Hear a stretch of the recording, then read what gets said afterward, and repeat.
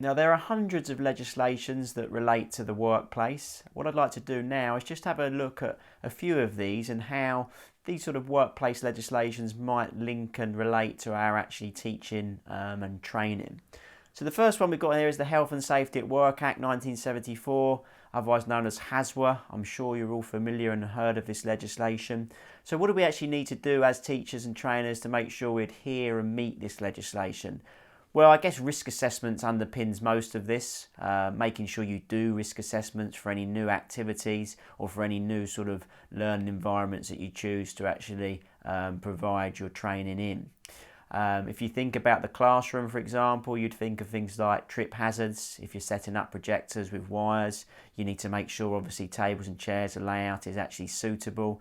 If you're using electronic equipment, this could be things like PAT testing, making sure you've met all the legal requirements with that. So there's lots to think about within health and safety, and you may well link it into your own personal subject. If you teach a subject where you actually need PPE, personal protective equipment, then obviously that's relevant for you. That would be included within your risk assessments, and making sure people have got suitable clothing, suitable equipment for the task actually in hand. The second one here is the Data Protection Act. Now, again, I'm sure you've heard of this. Within teaching, I guess the important point is the fact that you're going to hold quite a lot of personal information often on your students, particularly, maybe application forms, which I'm sure you've sent one over to us, where you've got names, dates of births, addresses, all the sort of information that you don't want to fall into the wrong hands, and you've got a legal responsibility to make sure you actually secure this in a responsible manner. So if it's hard copies, paper copies of documents, you need to make sure these are sort of stored in a secure filing cabinet, locked away. And if you've got electronic versions, you need to make sure they're password protected.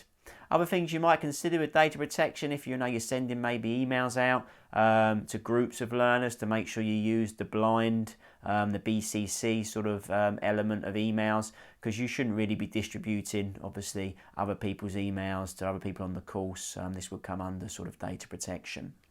The third one in there is human rights. So a bit of a funny one, I guess, when you think of teaching, but this is how the way to look at this is the basic needs. What's the minimum or the minimal requirement people would expect coming onto a course of yours. Okay, so in other words, if they're coming onto the course, they should feel safe, non-threatened. There shouldn't be any sort of bullying or any sort of antisocial behaviour within your courses. People should feel comfortable within it.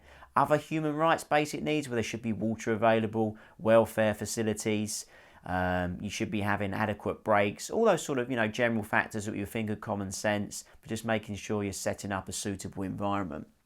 The fourth one there, freedom of information.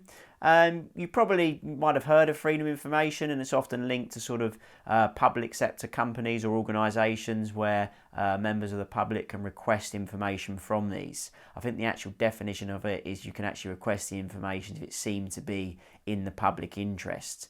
So in terms of freedom of information within teaching, what we're really talking about is what your students and learners have got the right to actually access.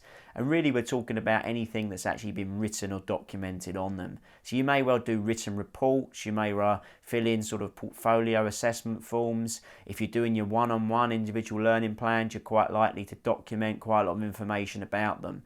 You may well be doing references like I have done in the past for both employers and maybe for university. So if you're actually writing references, you're writing reports on students, they've got the right to see anything that you are actually putting down on paper about them. And this is sort of how we link the freedom of information to the teaching and learning environment.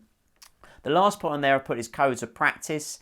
You may well have a code of practice of the organisation you work for now. And ultimately, when we talk about codes of practice, we're saying that the organisation you teach for is likely to have a code of practice, an ethos, and sort of values that everyone sort of adheres to. If you become a fully qualified teacher, you might well be a member of the Society of Education and Training. Again, they've got a code of practice. And you're going to have a code of practice often with your students as well. You might refer to this as ground rules, but we were talking about within the organisation and also within the sort of the area you work. Codes of practice can be quite important in making sure you actually stick to them and follow them.